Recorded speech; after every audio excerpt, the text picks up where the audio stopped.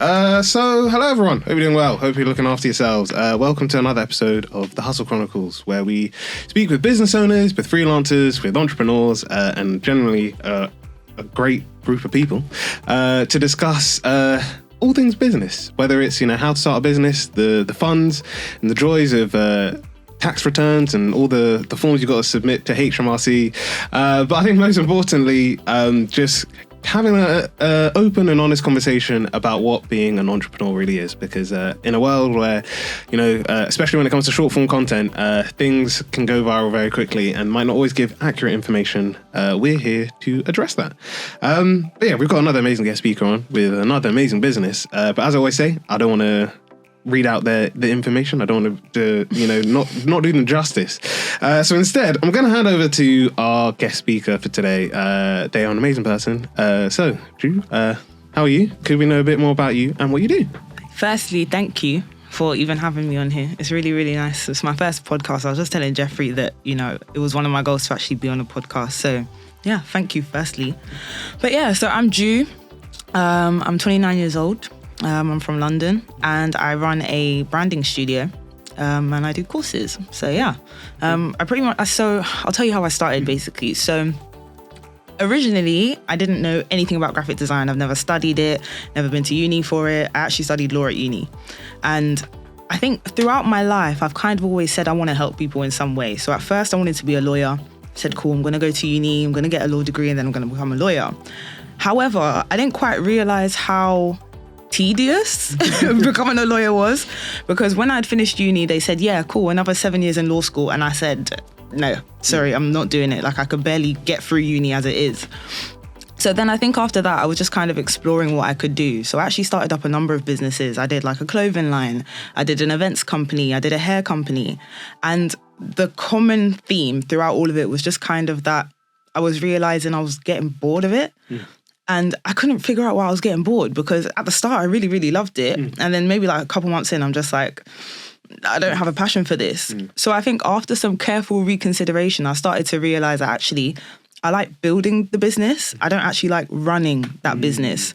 So then I thought to myself, okay, so what business role can I just build businesses?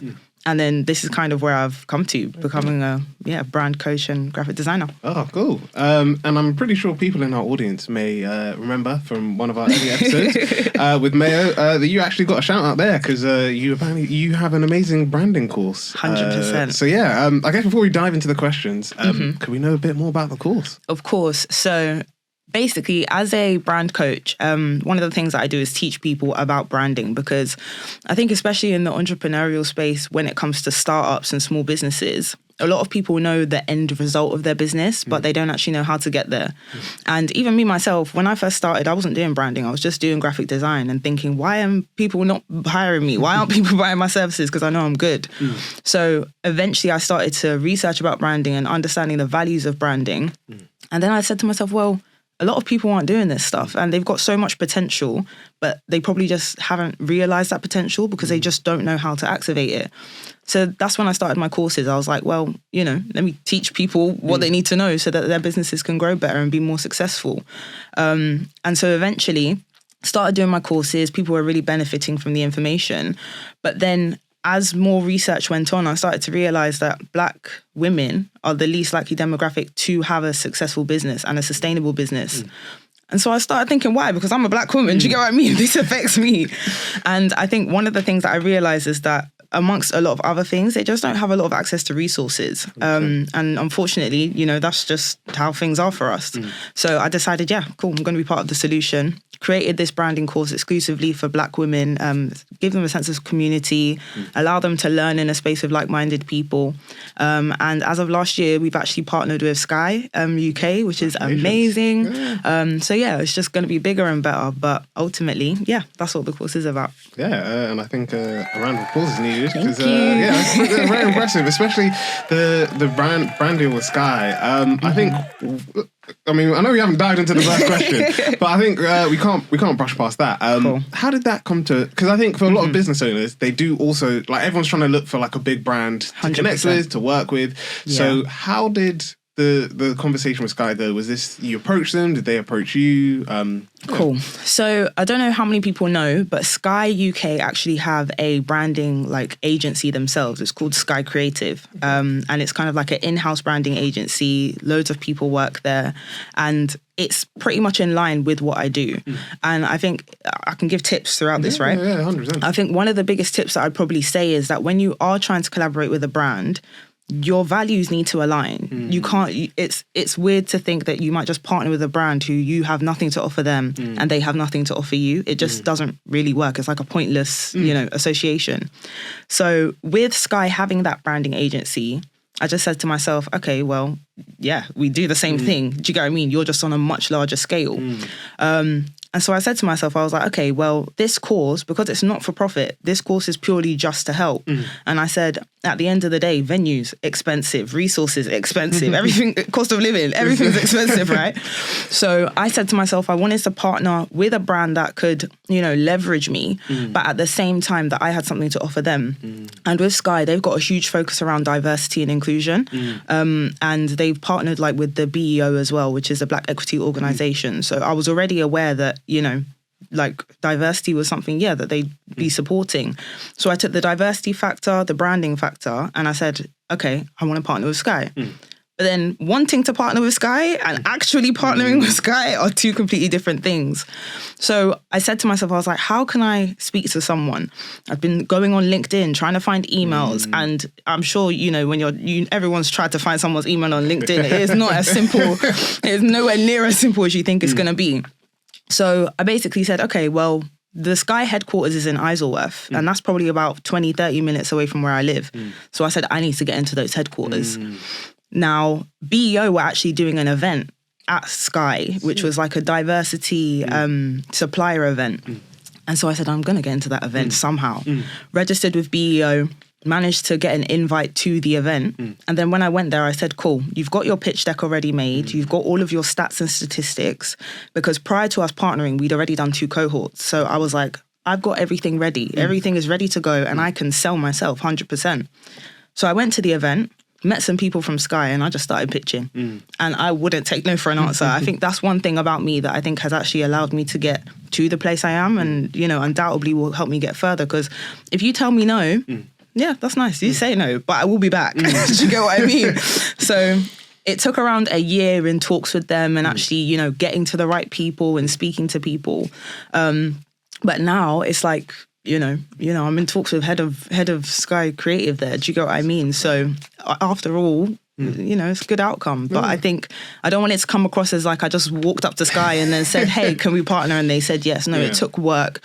It took preparation. And I think this is one of the things that I've realized that branding can actually give you. Because about branding, it's all about tailoring the perception people have of you. And I've managed to position myself in my market to be somebody who is reliable, who, is investable, who is somebody that other people want to get to know. So I think the brand paired with my hard work, paired with my perseverance, I'd say that's what made it happen. And God, 100%. 100%. I 100% agree, because I think, especially, as you mentioned with like the branding thing, because people do... I think especially when you're a new business, you can sometimes either get like so focused on the work that you need to do that you forget that like sometimes just like you said, like your brand and your presence. Because I think it was either on the podcast or someone else said it. But it's like someone basically said like the most powerful thing is when you're not in a room for someone to be like, oh, we need this work done. I know I've seen this person, like they do all, like check out their website, check out their Instagram 100%. Page, to have that. And you're just not in the room and you're not, like you said, like you're not actually having to actually go out and promote your business and your brand.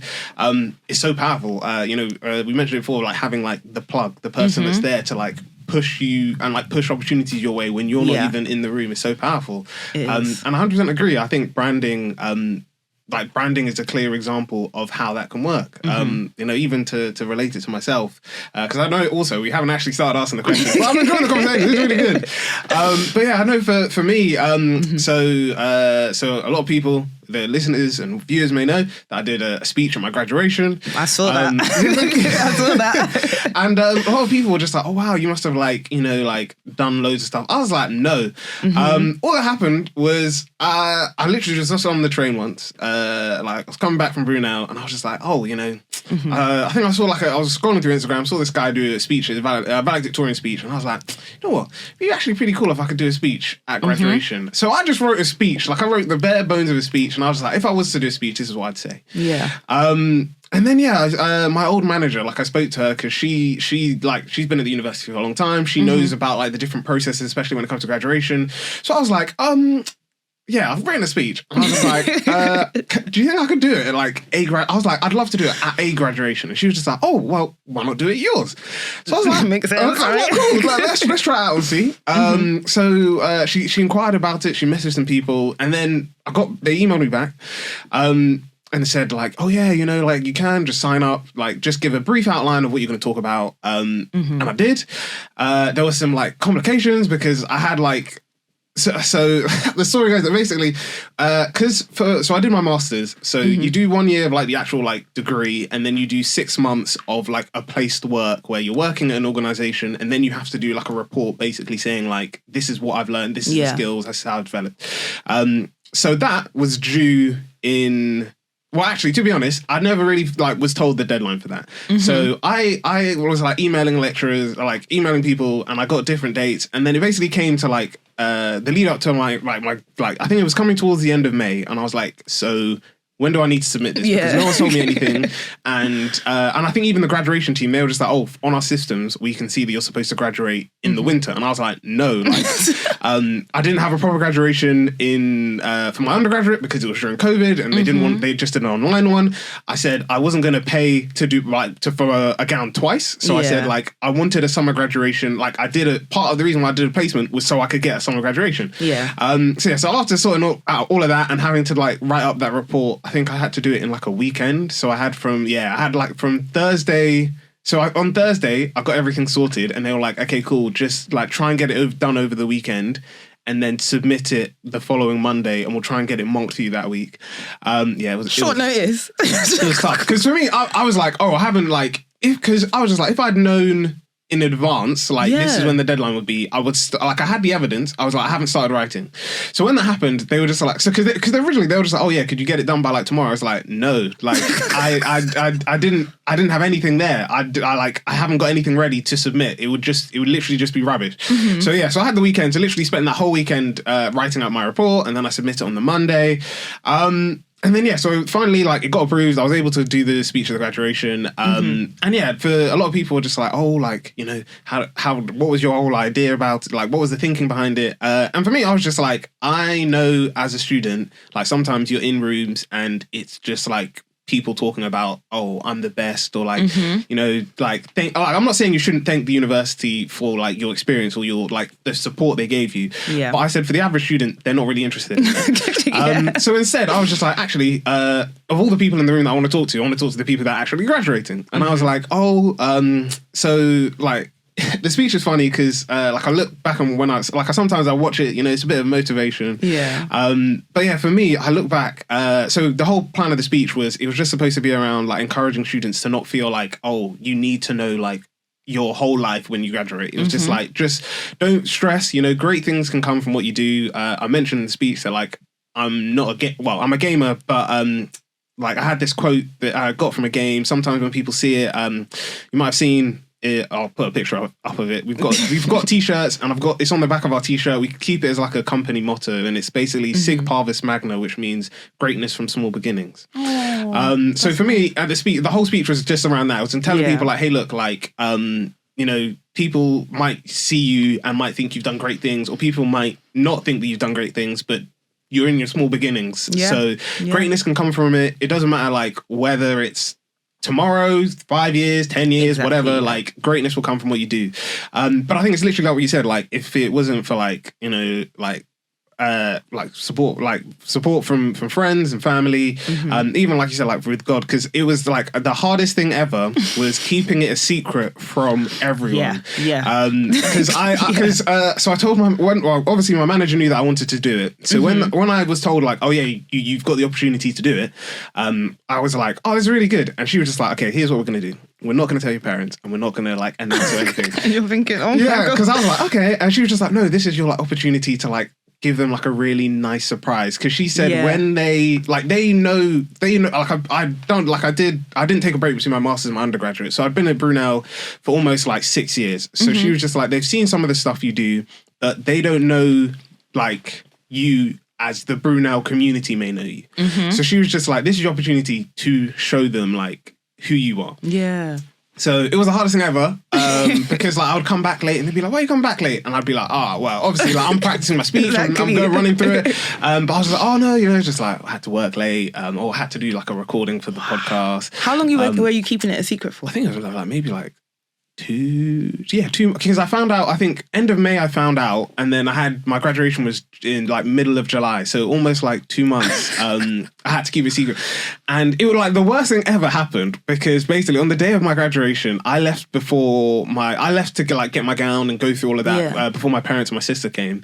So for me, it was tough because literally I was like practicing my speech at home, and then my dad came into my room, and I was just like, I'm just like, just getting stuff ready, and I thought he'd seen it, but luckily he hadn't. And then even like it was tough because with my workplace, I didn't want to necessarily tell them, but like I had to tell my manager like, oh hey, like I'm gonna be late. Like I'm gonna need to take like an hour or 30 minutes out of the day because they want us to practice the speech as a group, so we can get like feedback and learn how to like make sure we can make it really stand out. And then it got even like more funny because like people on the team, like one of them was actually in my graduation, so she was sitting in front of me, and I was just like, hey look, so I can't really tell you what's gonna happen, and I promise it's not like anything like shady or like illegal, but I was just like, I'm gonna get called up to the stage and something's gonna happen. Now when it happens, if you could just get like some photos and videos, that'd be really good. And she was just like, what's happening? Yeah, I was just like, look, don't worry about it. It's nothing bad. It's just like, I'm going to be called to the stage. I can't tell you about it, but if you could get some photos, that'd be really great.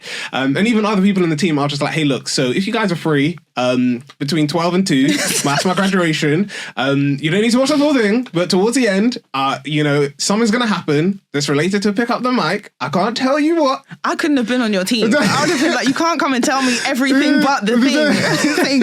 You told me time. You told me what I need to do, but what is it that you're doing? I couldn't do it. And they were just like, oh, like, is it, are we like winning an award? I was just like, look guys, I would love to tell you, I can't. I think it'll be better if you just see it. So literally like when I got, and it was funny because my sister was sitting there, well, my parents and my sister were all together, and I could kind of see my mum. So the way they did the speech was they let me collect my award first, and then they escorted me back round.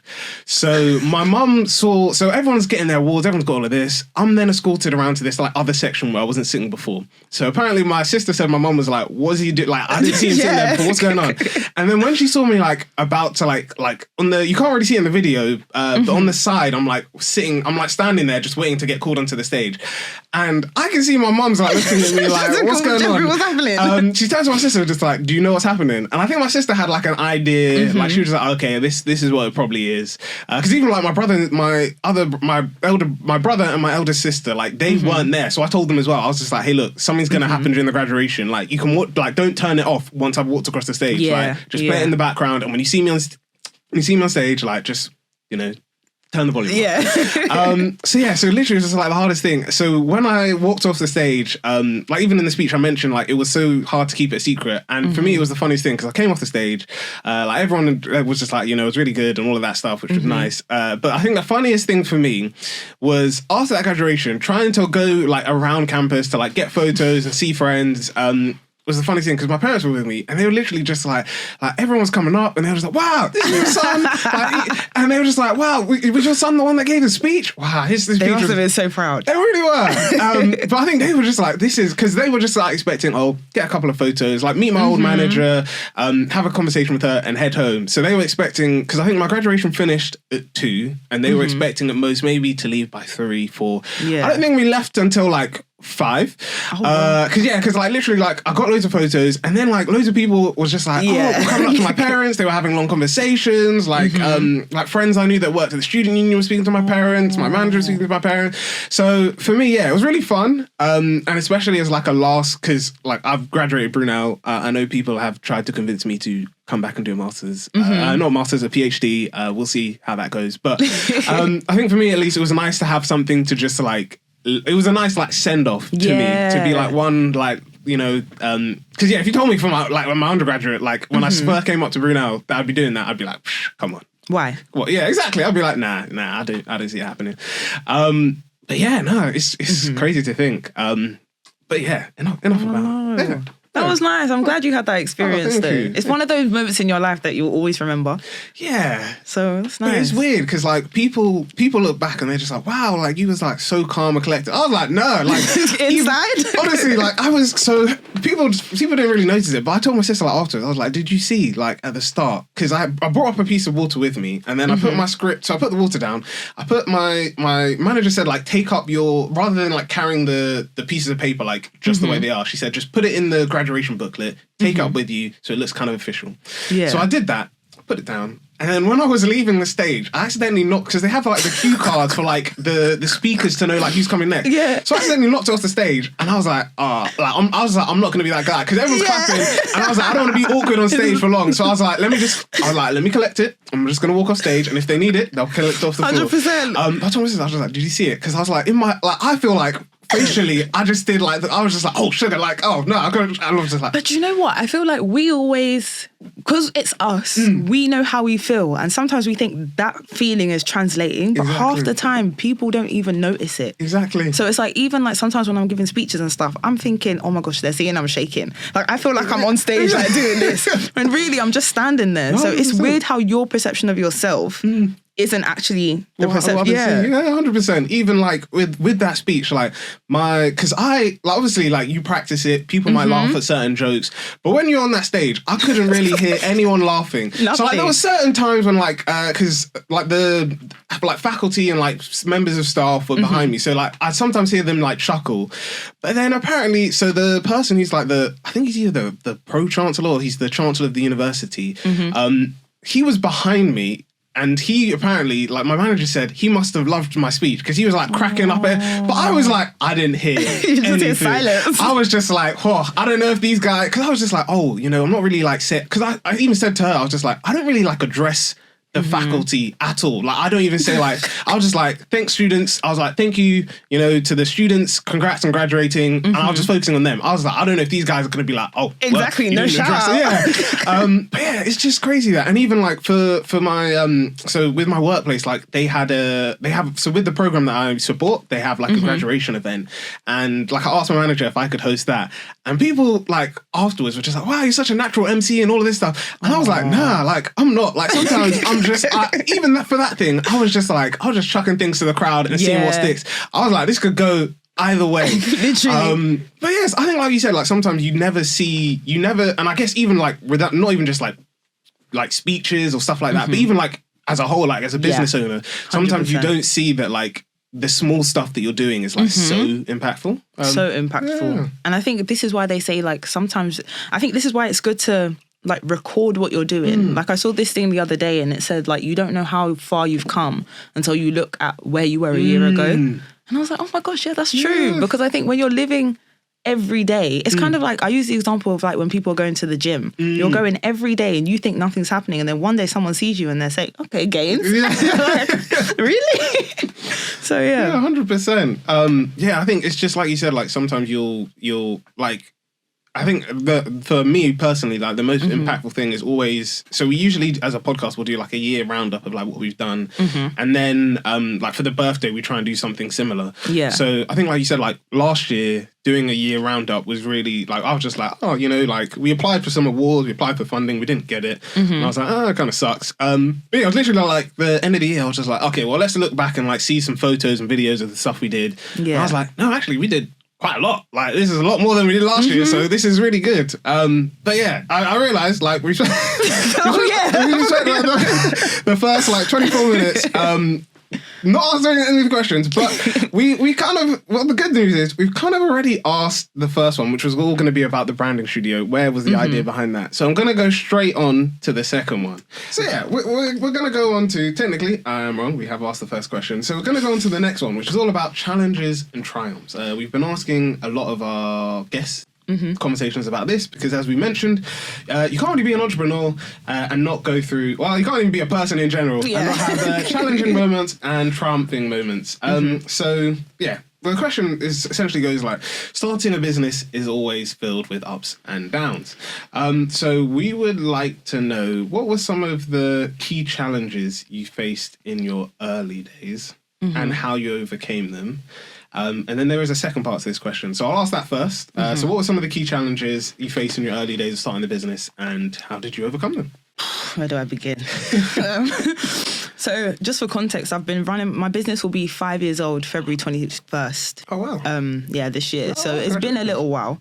And I think the challenges of the business probably started way before the business even started, because I think the first thing was actually trying to figure out exactly what it was that I wanted to do. I think sometimes people say, I want to be a business owner, but then don't actually know exactly what thing they want to go into. And I think that was my biggest problem at first, like I said, because it wasn't that I wasn't starting other businesses and it wasn't that those businesses weren't doing well, but I just didn't have the passion for it. And I think when you are starting up a business, you need to remember, like, this is your job now. Do you get what I mean? And this is something that every day you have to wake up and be happy to do, even when it is difficult. And events, I wasn't happy doing that. I'm an introvert. I like to stay at home. Like, I can't be at events all the time. With clothing line, I was like, what do I know about fashion? Do you get what I mean? Like, it's not really my thing. I mean, even with hair, I like to do my hair, but other people's hair, I get bored of it. Do you get what I mean? So I think actually having that self-awareness to say, okay, what is it that you enjoy about these processes? That's what led me to say, okay, I want to do this. So once I'd overcome that challenge of actually figuring out exactly what I wanted to do, I think it was then mainly about, so how do I even get this off the ground? Because one thing that I knew, I don't think I've ever been bad at graphic design, to be honest. I feel like I've got quite a creative mind. I think about things in like a unique way, but at the same time, it was like, why would people come to me? Nobody knows me for graphic design. I haven't had any big clients. I haven't had any clients, period, big or small, to be honest, at that time. So it was just kind of like, how am I even going to get people to buy into me? So at the start, it was like I was begging people to let me make their logos for them. I'm not ashamed to say it, guys. Like, I'm not. I was begging because I was like, I at least want someone to let me work for them so that I can get a good review. And then maybe the review will allow other people to put trust in me and all this kind of stuff. But then one day I was just like, I'm fed up. Like, I know I'm good at what I do, but I'm not getting clients. And I think that's when I started researching into branding, because I was like, there has to be a reason why, even though I'm completely confident in my ability, but people still aren't buying into me. So I think that was definitely a challenge, like figuring out what it was that would allow me to convey what I could actually do to people and where to find those people who would buy into it. And that's not an overnight process. Do you get what I mean? That in itself, it takes a lot of time. But I think that was definitely one of my big challenges. And then I think another challenge I faced was kind of getting the brand up and running in general, because I think now I'm at a place where I can teach others. Now I'm at a place where people come to me specifically and say, hey, I want to start a business. Can you help me? But at the time I didn't have that. Do you get what I mean? And I think I've spent so long educating myself and learning certain things so other businesses don't have to. But for me, I had to. Do you get what I mean? I had to do that process by myself. But then also, I think one of the main challenges that I think kind of flows throughout all of those is probably a thing of self, because I'm a shy person. Do you get what I mean? I'm not one of those people who's just naturally, out there, I can go reach out to clients and all this kind of stuff. But I've kind of created like a business persona, if that makes sense. And then I've got me who's in my house persona. And I think that was kind of it, because I had to take the parts of my personality that were useful for business and leave the parts that weren't useful behind. So when I first started, do you think I could ever sit and do a podcast like this? Probably not, because I would have been shy. I would have been overthinking everything that I'm going to say. I'd probably be thinking, I hope they're not perceiving me in this way, all of that kind of stuff. So I think there was a big challenge in terms of actually knowing that I deserve to be at the tables I'm at and knowing that I deserve to be in those rooms. But yeah, I'd say those are probably the biggest challenges, to be honest. Yeah, no, completely agree. And yeah, I'm going to try and break those down. So I think one key thing you mentioned is like having the different personas of like yourself.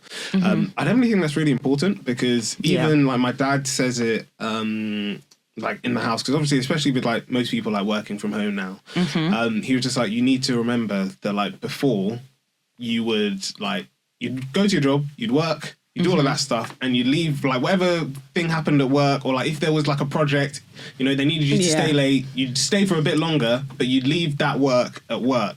Whereas now it's like very easy for people to be like, oh, okay, you know, like I'm gonna just work a bit later, or I'm gonna start super early. And it was just like, so my dad was saying like, have those breakups of like, you know, try and keep to your working hours as much as possible. But he was also saying like, don't have like, and it's very hard because sometimes I do it myself, but like have areas where you're just like, this is like where business Jeff works. This is where like this is where like Jeffrey just chills. Because he said like, if you don't have that, you'll then find that like you might be working like I said, you might be working super late for work, but then actually you'll be like, actually I don't need to, I'm literally only doing this because usually like this is why I work late if I'm working on my business. 100%. So I think even for me it's like you said, like just figuring out that like you don't need to, like you are not the same person to every group. Like you said, the way that I might speak to like businesses is not necessarily the way I'll speak to my friends. But it's about knowing that like, okay, when you go into each of those spaces, like it's just very different. Like even like I tell people when it comes to me doing like speeches and stuff or like networking stuff, like people probably think I'm like trying to be antisocial or whatever. I'm not. For me, I've always told people like I like connecting people. So for me, I'll bring you over to someone, I'll start the conversation, but then I'm gonna like peace out and step back. Literally, I'm gonna see ya. So for me, it's just like you said, like it's just knowing like the like what's you, and then knowing like what things you can carry to your business self, your like personal self. Even like you said, like figuring out what you, as in like not with other people around, but you as an individual are, and like the things that you do. Because that's where like having those boundaries of just like, okay, so like I'm trying to do this year, but it's not. It started to work. It's kind of gone. But having like one day or like evenings where I say, okay, cool, like I've been to work, or this day is not going to be like a work, like I'm not going to work on the business, I'm just going to like chill. It's going to be like my chill day. Because you'll just find that like if you don't, then you're just like blurring all of these things together, and then you'll never have that like break of, okay, this is like where Jeffrey, like business Jeffrey stops, and this is where like I guess personal Jeffrey starts. I think it's weird as well because I'll be honest, I'm like a self-confessed workaholic, and I'm okay with that. And the reason why I'm okay with that now is because yes, I have my business hours where I'm working as in like on client projects and stuff like that, or coaching or whatever. But outside of those hours, what I find fun is branding. Do you get what I mean? So it's like I'm still working, but I'm not working on my clients anymore. I'm working on my own brand. So for me, it's weird because I feel like I've literally turned a hobby into a job. And I think when you do that, sometimes it can be really difficult to segment the two, because you're like, well, if I'm not designing or I'm not practicing illustration or stuff like that, then what am I doing? Because that's literally what I find fun. But I had to tell myself, okay, during working hours, that's when you deal with clients. Anything else, you can still do what you want to do, but all the client work has to stay between this time and this time. But yeah, I think it's important because especially when you are kind of starting up your own business, it can consume you. It can consume you so quickly, and before you know it, like you've done double the hours that you would in a regular 9 to 5. Exactly. And I think, if you're happy doing what you're doing, you probably won't notice it, but your life isn't just work. 100%. Do you get what I mean? Like there still needs to be time when you say, let me have time for social, let me have time for this, even if you're just chilling. Like I used to hate chilling when I first started my business. I used to think that every second that I was just sitting there doing nothing, playing, Candy Crush or whatever on my phone, I used to think, oh my gosh, like I'm failing my business. But it's not, you're not failing your business. You're just taking time like a normal person would, you know? So, yeah. No, 100% agree. And even like you said, like taking those times, like there are days where I might be like, oh, I want to like post something, or I want to do this. But then because like I guess everyone like, especially whether you're doing it for your business, whether you're trying to like launch your own like personal career, you're just like, oh, I have to post like every single day and do all of this and keep up with, you know, the consistency. And it's just like people say that if you can't post today, like no one's so dependent on your post. Today. Yeah, like, no one's so dependent on your post that you can't just like say, I'm not going to do it today. Like, you know what? It would have been nice, but actually I'm just going to take a step back. And I think there's a lot of pressure because it's like you always hear these business gurus online saying, you must do this, you must do that. And it's like, I don't think it takes into the account, the fact that we're learning. Do you get what I mean? 100%. No one's going... If you can show me a person who started their business being able to post reels every day, TikToks every day, feed posts every day, LinkedIn posts every day, I will be shocked. Because the chances are they didn't just start that. They spent a bit of time planning and creating content and figuring out what it is. Because I'll be honest, even myself, posting on social media, in general, I'm not a social media person. So to now automatically be able to do that for my business, it's difficult. 100%. Do you get what I mean? So I think people, like, give yourself some grace at the end of the day. You don't need to be perfect when you start this. You will grow into it. You will learn what works for you. And I think because we're seeing so many people post certain types of things in a certain schedule, I think especially when you're starting a business, we look to others for guidance and assurance and all this kind of stuff, that person's not on the same road as you particularly. So yeah, I think 100%. Just be graceful with yourself. Yeah, because I think the person's name is Grace Andrews, but she's the marketer for what's his face, Stephen Bartlett for Diary of a CEO. Yeah, and like she's to be honest, like she's been doing a lot of interviews. So if you want to check it out, I definitely would recommend. But one of the ones that I watched, she literally was like breaking down like what they do for their business. So like she was saying they do like, I think it's like maybe like 40. Oh, it was like either 40 or 100 thumbnail. Like it was a lot of thumbnails they test, and then like for the clips that they put at like the start, like the short clips that they put at the start, they basically like do paid ads and then see like, okay, so which ads do people like stay and watch the most, so they can figure out this is the best thing to put at the start of the video. And she was saying like we can do that because we can afford to. Like she's not saying that like everyone needs to like get out there and like, you know, like post 10 reels to promote your like podcast episode.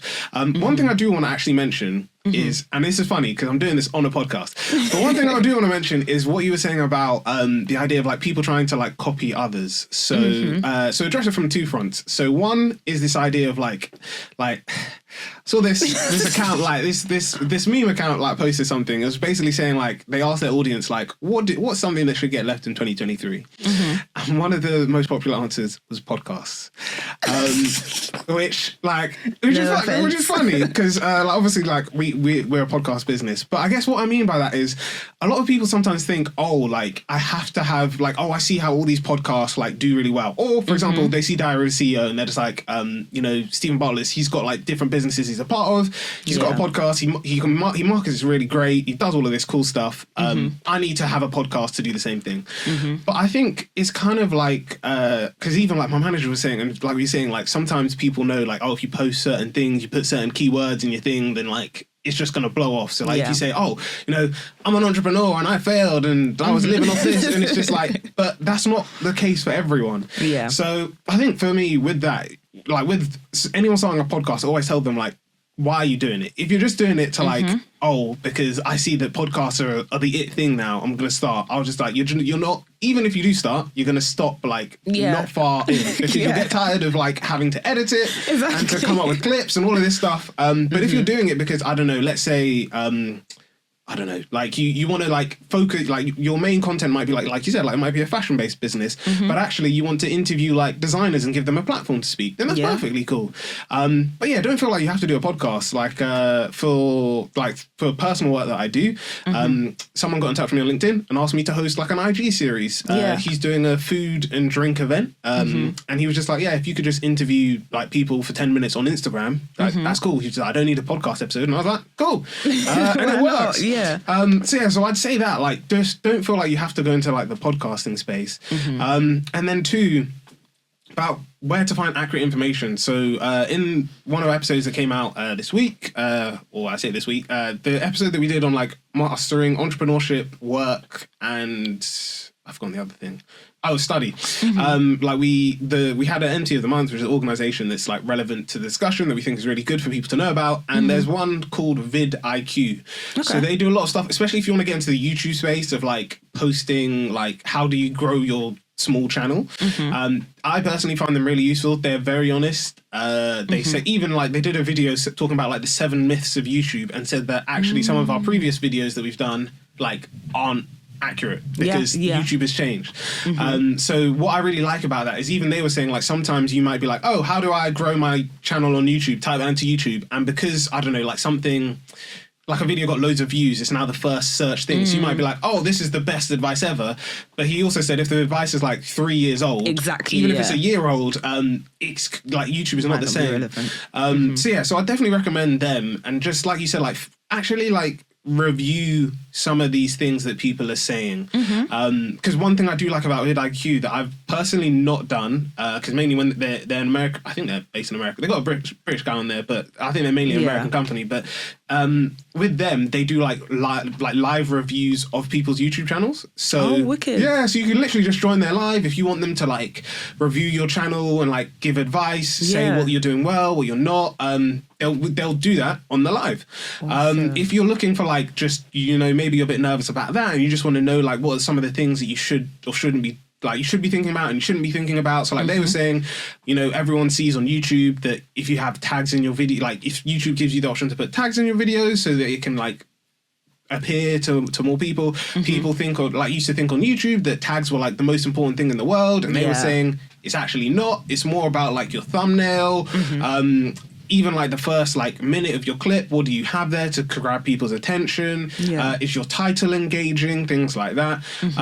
How did your channel look? Did your channel look like it's got like loads of information on its like homepage, but it's not really like breaking stuff down? Could someone even figure out what you do based on? Literally just on your homepage, on all the stuff there. So I think like I would definitely recommend them for anyone who's looking to get into, especially like the YouTube space, or like even just figuring out like how to, because they were saying as well, like people think, you know, if you like short form content's the way to go. You need to post loads of like short form content so you can get loads of money. They even broke it down and said like YouTube and TikTok will pay you more than Instagram. So I think they said you get like 10 cents per, I think it's 10 cents per 1,000 view you get on Instagram. On TikTok and YouTube. Then they said this YouTuber, he's like been on YouTube for a long time, so he was posting on all these platforms and then basically broke down how much he got paid for each of those videos. He said Instagram apparently is the worst. You get like paid like not even like, it was like a seventh. Basically, it was money that essentially is too small to exist. So it's not really anything. Too small to exist. So it was just like, I think that was for like 1,000 views as well. So according to this guy, like his Instagram videos don't really get like he doesn't get monetized off them as much as YouTube or TikTok. I know people might say, oh, but because he brings in those views, he can get brand deals and stuff like that, which is arguably true.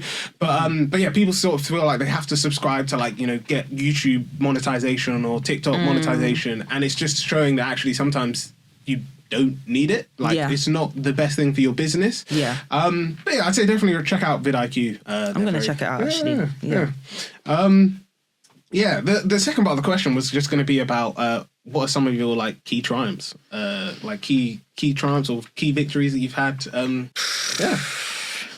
I like this question. I like this question because I think sometimes I don't give myself enough credit for like the different things that I've actually done. But I think, and to be honest, I think it even starts prior to like my studio even being open, because I'm going to include this as well. So when I was young, probably like around 18, like in uni, I entered a competition called Young Enterprise. I ended up winning Company of the Year, Businesswoman of the Year, and Best Presentation of the Year. And following on from that, now I actually mentor for Young Enterprise for like some students in Hertfordshire University who are starting up businesses, doing the same competition I won. And I think it's really nice to kind of do that, because it's like not only have I kind of had Young Enterprise as part of my journey, but now I offer something back to them and they actually see me as somebody who's, you know, valuable to them, which is cool. I also work with a company. It's a youth organization called Dipped in Creativity Engagement, and they basically work with young people up to 30 years old in order to, help them, champion them in life. And I work on their branding team as well. I'm also a director there. Wow. And it was just nice because I actually met the ladies, Keanu and Aaliyah, who run the organization on one of my courses. Oh. So it's kind of like a nice journey through. Obviously, this Sky thing is just, younger me would have never even imagined it was possible. So I definitely think that is, a triumph as well.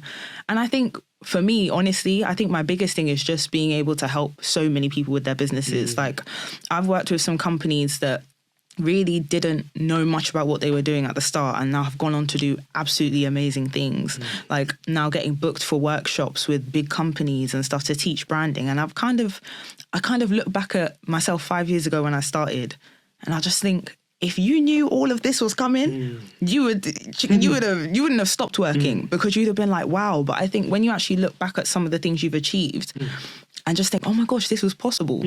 And I think all of this that's happened now, I'm just getting started. Do you get what I mean? 100%. Like, I'm nowhere near finished. So I think I look forward more to what is coming just because I look back at and see the different accolades that I've achieved. So yeah, I think those are some of my biggest triumphs. Yeah, I really like that. And I think kind of like we were mentioning in the previous one of like the challenge of like whether you're like just about to start a business or you're starting and you're trying to get like that recognition, because as you mentioned, like you need clients to show that you can like you can do good work. Yeah. But then you also can't it's that like loop of like that catch-22 of like you need clients to show that you can do good work, but then clients will only really want to work with you if you've done good work. But yeah, I think like you said, like looking back on these triumphs, even if it's like small things, because I think sometimes people get so lost in I need like a paid, like I'm not like, obviously if you need money for your business, then yes, you need a paid gig. But like even like as you mentioned before about like that partnership of like, even if someone can't pay you to do the work, then what can they offer you 100% is good instead. So like whether it's I can't pay you to like do, I don't know, like this bit of job, like this bit of work, but instead what I can do is I can connect you with like loads of other people that will be able to like elevate your brand or your business. I might not be able to pay you, but like you said, like event space in London is pretty expensive. So, and you know what, I think it's interesting because I think there's this whole debate about paying for or like doing work for exposure, if you like. And as much as I agree, yes, you should definitely be paid what you're worth, and you should definitely be paid, for the services you're providing. I think when you're starting out, I'm not saying sacrifice the fact that you've got all of these skills and undervalue yourself. Definitely not. But I think there are sacrifices that are sometimes going to have to be made, right? 100%. Like when I first started doing graphic design, yes, I was begging people and they were still saying no. Do you get what I mean? Because I didn't have any reviews. But then I said, okay, well, I'm going to use my time and I'm just going to make logos for random companies. I'm going to make brand identities for random companies, put them on my portfolio. And then people eventually started liking them because they can physically see I can do the work. Then when it came to workshops, it's like, I want to do workshops, but how am I going to do it? So I started doing workshops for free, and going to different organizations and saying, hey, this is what I do. This is the breakdown of what I'll teach you.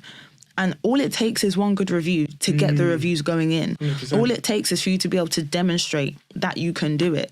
So I think sometimes it's like, you've got to find out what that sacrifice would be to get you to the point where you can then say, actually, okay, this is what I'm worth. Because unfortunately, if we could all start out as £1 million companies, trust me, we would. Do you get what I mean? Yeah.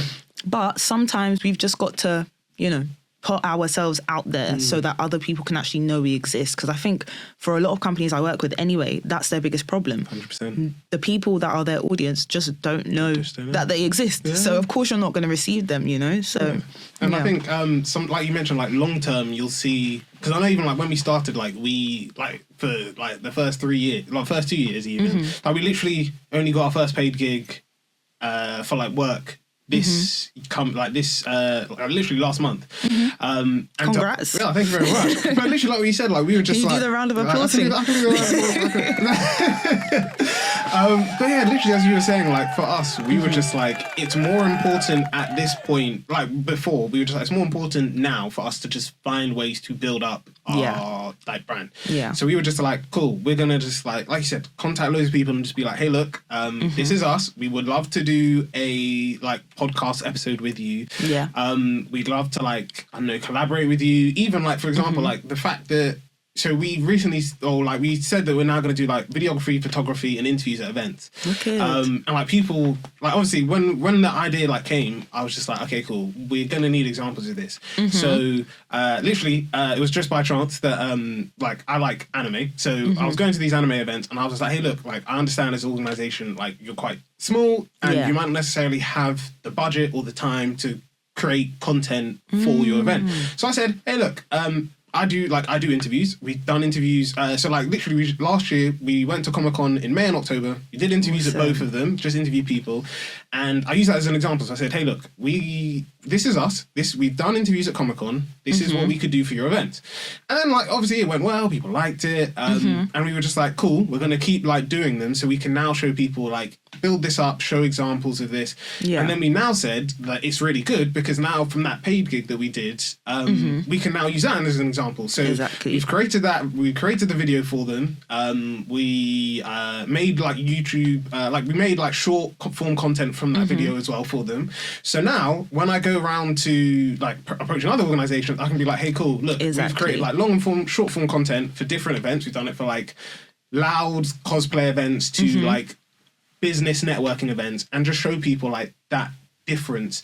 But yeah, people sometimes, like you said, like sometimes it's not about like getting paid. Sometimes it's about building that profile. And for us, like I love that in our overview document, I can literally have like a page full of like every organization that we've ever worked with, and like whether they've been in an episode, we've created content for them, we've been to their event and recorded stuff at their event. Like for us, it's really good because it shows now, like 3 years in, we've worked with all these different organizations, 100%. University societies, all of this stuff, and it just elevates. Like people see it and be like, oh, okay, cool, these guys know what they're doing. Like, they've worked with a wide range of people. So, and I think there's also a lesson here to kind of be learned about like not waiting for opportunity to always come to you. 100%. Like opportunities literally everywhere we look. You've literally just got to go out and take those opportunities, because you miss 100% of the chances you don't take, right? 100%. So I feel like if you're sitting at home waiting for your dream client to come to you, listen, they don't know you exist. So the chances are they're going to go to one of your competitors instead.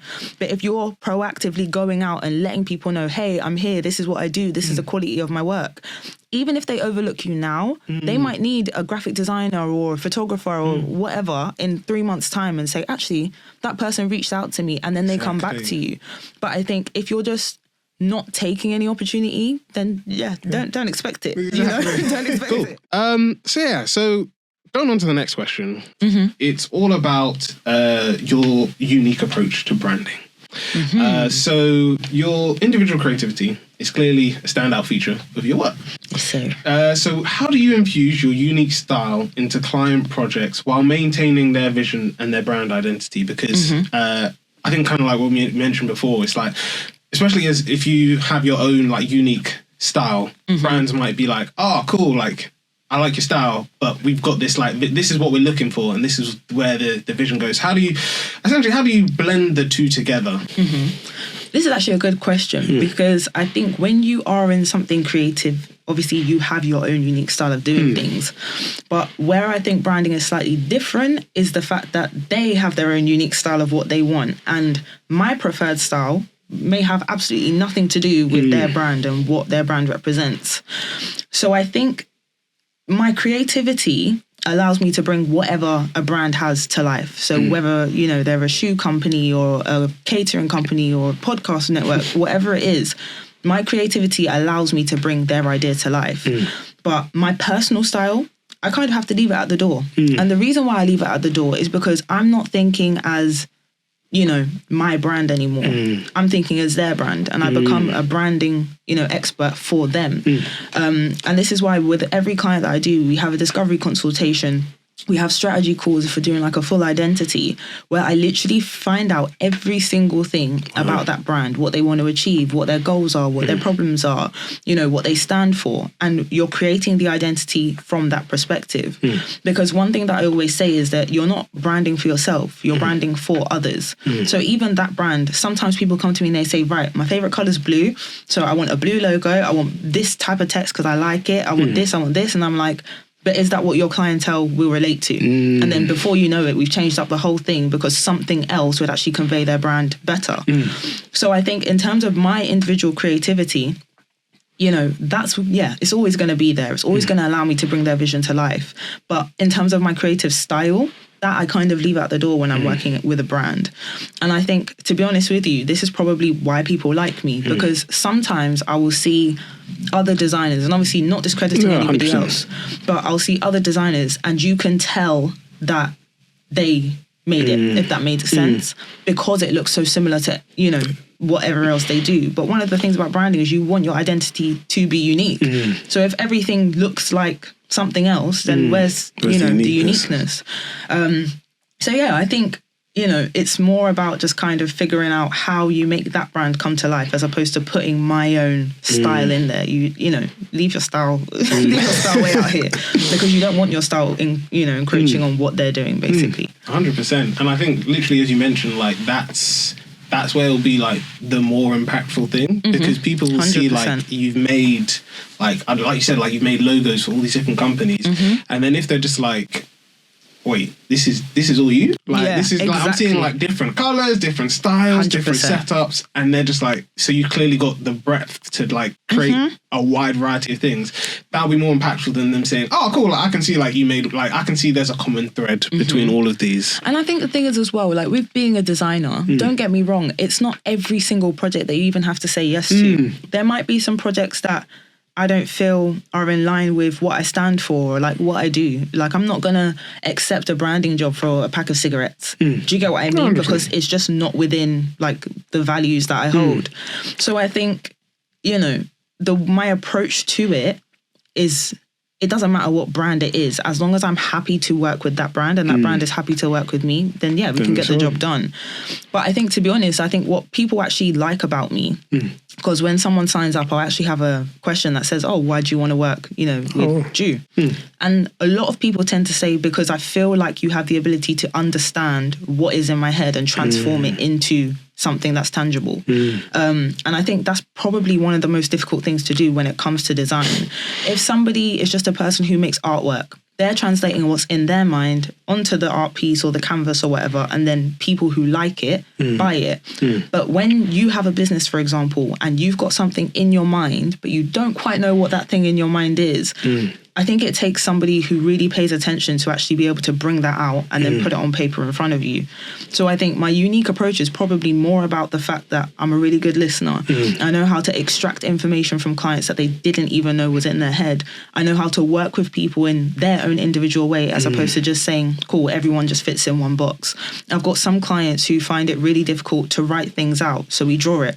I've got clients who, you know, really don't like talking on the phone, so we work on it through, you know, emails or whatever. I've got clients who need to see diagrams. I make diagrams. I think with me, I work in the way that's going to best suit you to get the information out. And I think that probably makes the difference, because anyone can get a brief, but I don't think anyone can make that brief actually translate, if that makes sense. No, 100%. So, yeah. And I think it's that that level also, like from what you mentioned, of accessibility, because as you mentioned, like some people, they need diagrams, they need to see examples. Some people, they can just only do it by like long lengthy emails. And as you said, sometimes people just need, like, they might have a vision. Like, I know clearly, like I've told people in the team, I'm that guy that's just like, I can like envision how certain things can go and like how things can appear on the screen and all this stuff. I might not necessarily be able to do it, but I know like one of the interns that we've got, she said like that works for her perfectly, because she just like, she might not be creative and come up with these creative ideas of how things, like how videos should look. But she said, give her a brief, tell her what you're looking for, and she will find a way to like make it work, which for me is perfect. It's perfect, yeah. But yeah, we're going to go on to the next question, which is all about, which is very important. And I think especially as a business owner, it's something that doesn't get spoken about as much as it should, which is all the idea of collaborations and growth. Because I think, especially like to just give a bit of pretext, like I think with collaborations, there is definitely a focus on like, oh, big brands, I need to work with like big organizations, collaborate with these guys. But there isn't always like a focus of actually maybe I can find a small brand or small business that even like a freelancer that I can collaborate with. We can work together on a project. So yeah, you've had the privilege, obviously, of collaborating with many people within like many industry leads. Yeah. How have these collaborations contributed to the growth of the business? But also, how has it contributed towards your personal development as an entrepreneur?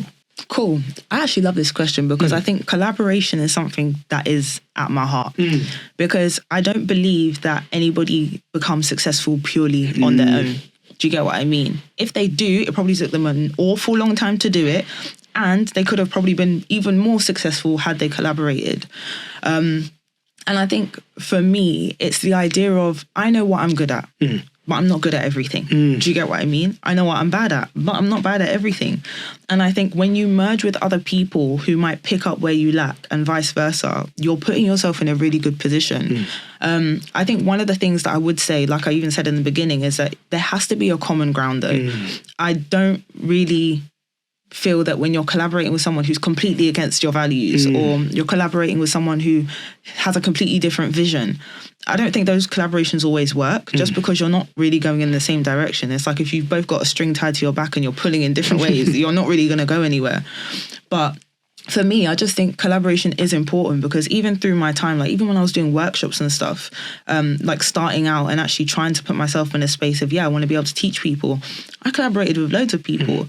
I think my very first collaboration was actually with my sister Mayo.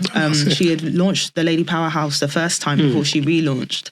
And she said, cool, do you want to collaborate on a workshop? And we did a logo workshop and it was really, really good, you know, and it kind of put my name out there a bit more, raised my credibility because people said, okay, she knows what she's talking about. But then also it aided her as well because it's like, yeah, cool, the Lady Powerhouse has access to people with this sort of knowledge. And to this day, we will always collaborate. Like every once in a while, she'll text me, hey, do you want to do a collaboration on this? I'll text her, hey, do you want to do this? And I think, and bear in mind, I haven't always had the best experiences with collaborations. Like sometimes collaborations go wrong. Do you get what I mean? But I think everything's a learning experience. Like at the end of the day, if it's not a success, then it's a lesson. You know, I don't really believe in failure, to be honest. I just feel like you either learn from it or it's rewarding. So I really, really love collaboration. And I think for my personal development, Jeffrey has helped. It has helped. And I think one of the reasons why it's helped is because collaborating with different people will teach you a lot about yourself. And I've noticed that because I think, especially being someone who was, I don't want to say I'm shy and then people think that I'm just shy all the time. I'm shy at first when I don't know someone. Once I warm up, I'm no longer shy. But it kind of taught me to be able to bring out my confidence at a moment's notice. It's taught me to be able to communicate with people better. It's taught me that not everybody has the same views on timelines and punctuality and all this kind of stuff. And I love collaboration, honestly, because even when things are going wrong, you're learning. Do you get 100%. What I mean? And so now there are things that I will never do again. And there are things that I say, this has to be done every single time. But in all honesty, if anyone wants to collaborate, send me a message because I'm always down for it. And I think even the beauty of, collaboration that I see is that I'm not looking at someone who's a big brand and saying, these guys are so much more important than a small brand. It's the collaboration that means something to me. It's not necessarily how many followers you have or, how many people come to your event. If we work well together, anyone can build from anywhere. 100%. Do you get what I mean? And I think even sometimes when I talk about the Sky collaboration, people are like, oh my gosh, that's so cool. Like you've partnered with a big brand. And I said, but this big brand has also partnered with me. And to them, I'm not a big brand. Do you get what I mean? I'm probably just like a small fish, if you like. But this is a small fish that brings them still a lot of value, right? So I think my top tips for collaboration would probably be find people with similar mindsets to you or a similar vision to you. Find people that actually value what you're bringing to the table. You don't want to ever feel like you're begging for a collaboration, because then it just feels like a favor. Do you get what I mean? Like, you actually want to feel like these people think there's something that they can benefit from me, and vice versa. And also just learn from it. 100%. Do you get what I mean? Whether the end result is good, whether it's bad, whether it's indifferent, just take the lessons you've learned and learn from it. And I think even myself, I wish I started networking a lot sooner. I was never a LinkedIn person. I created my LinkedIn account last year, late last year. Don't even think it was back in January. Don't even think of that. It was late last year. And now I've actually been taking networking very, very seriously, because even myself, like when people sometimes call on me and they say, hey, Ju, like we want to set up this, I don't know, business program or something. Could you come and give a workshop on this and that? I say, yeah, 100%. Because I'm down to help people, because I know that coming up on my journey, I didn't have anybody. Do you get what I mean? And I think part of me is like, everybody deserves to win. Everybody 100%. Has the ability to win. And I've never been that person that says, oh, if other people are winning, it means that it takes away from me. No, never. Like, there's enough for everybody. There's 100%. Enough clients for everybody. Like, even currently, I mentor other graphic designers and other people who want to be brand designers and brand coaches. If I felt threatened, I wouldn't be helping them. But it's because there's billions of clients. How many clients do I need? Do you get what I mean? Yeah. Everyone can have something in this world. And I think, the more you collaborate, I scratch your back, you scratch mine. You never know when you're going to need something from somebody. And I just think building those positive relationships with people, helping people when they're in times of need, them helping you, it's all part of the process. 100%. You know, so yeah. And I think to like even add on to that about like there's enough like consumers or like customers in the market is like my brother and I talk about it because like I mentioned, I'm a gamer, we're an Xbox family, we got other gaming devices, but we're mainly an Xbox family. And like me and my brother were talking about, people make it seem like, oh, like the head of like Xbox and Sony are like against each other because they want they want the Xbox and PlayStation to you know, they're trying to like corner the market, and people just like, the honest truth is they don't like they don't see each other like, yes, they everyone wants to like get their games to sell well, their consoles to sell well, like regardless of even like Microsoft and Sony, like not Microsoft, Sony, Microsoft, Google and Apple, like another example. Like people make it seem like, oh, they're like competing against each other, but the honest truth is they're not.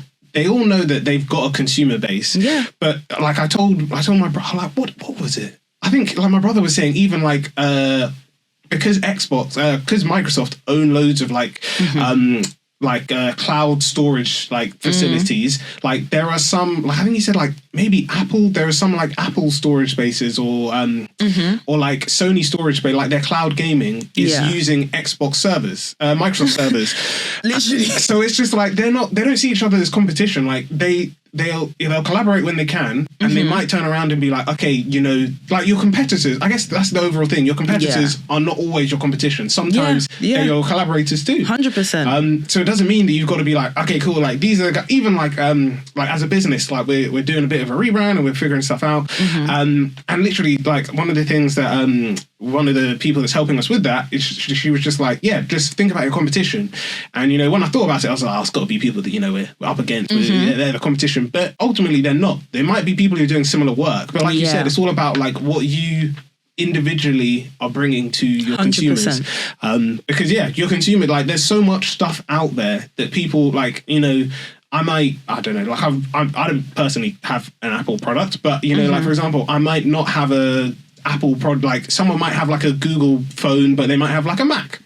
So people are capable of buying from more than one brand. And I think this is the thing that I think sometimes people forget. Like, just because someone has engaged with one company, it doesn't mean they will never, ever, ever come to yours. And I think people need to realize as well, like, having competitors it's not a bad thing. Do you get what I mean? Like, someone can very much buy from, I don't know, Costa one day and then go to Pret the next day. It doesn't mean they're never coming back to Costa. Exactly. But I think sometimes people just get caught up in the idea of, oh, but I don't want to lose a customer. But then I think this is also where your branding comes in. 100%. Because there will be reasons why people come to you. There will be reasons why people stay with you. And I think when you start to identify what makes you irreplaceable, that's when you've kind of, you know, got some leverage there. Because a lot of time people come to me and they say, oh, I don't know what my unique selling point is.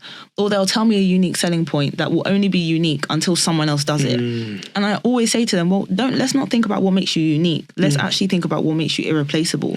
And I think when you start actually thinking about what makes you irreplaceable, that's when you're like, well, it doesn't matter how many competitors I have. Exactly. Because I am an irreplaceable person.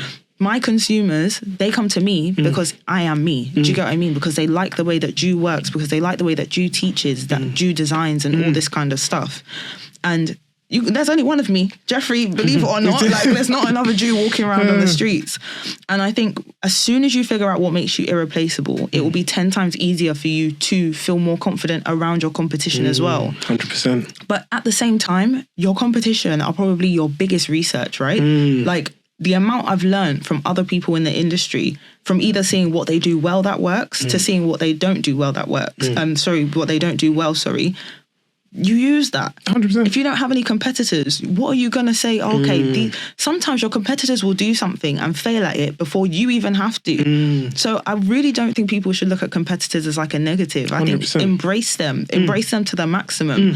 And you should never be threatened by them. 100%. Do you get what I mean? They're just another business who is doing another thing. So, yeah. And it's literally like I think Trevor Noah was on, Kevin Hart has a podcast called Comedy Gold Mines where he speaks, and he was literally talking about, like, with comedians, I think Trevor Noah was saying that one of his friends in South Africa, like, this was ages ago, like, said that he heard, like, his joke Chris Rock used. And he was just like, it worked, like, Chris Rock used it worked really well. Yeah. And it's like what you said, like, he wasn't like, oh my days, like, Chris Rock stole my joke, I'm gonna like come for Chris Rock. He was just like, oh my days, like, I'm thinking the same way that Chris Rock is thinking.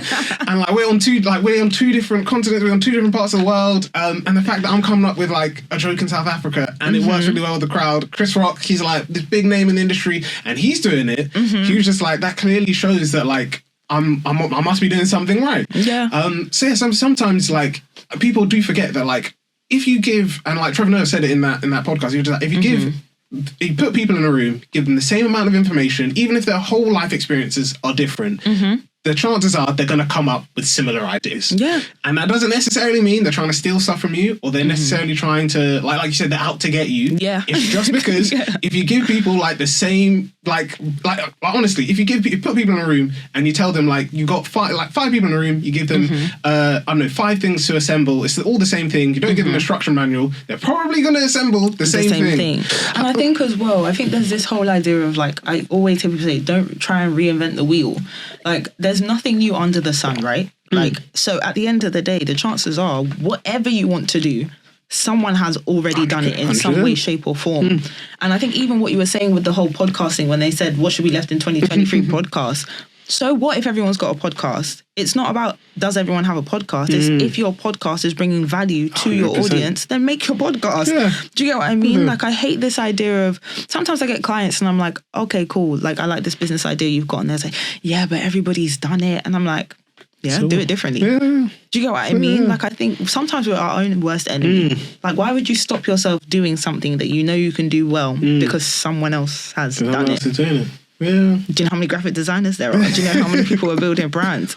Imagine I had gone on Instagram, typed in brand identity, scrolled through the thousands and thousands of designers and said, nah, market's too saturated. What market isn't saturated? Exactly. It doesn't work. Yeah, 100%. And it's just like you said, like with even like with like thinking about, I think like you said, that's an interesting way to put it. Of not necessarily a unique selling point, but what makes you irreplaceable is really powerful. Thanks. You're welcome. That's the DBJ approach.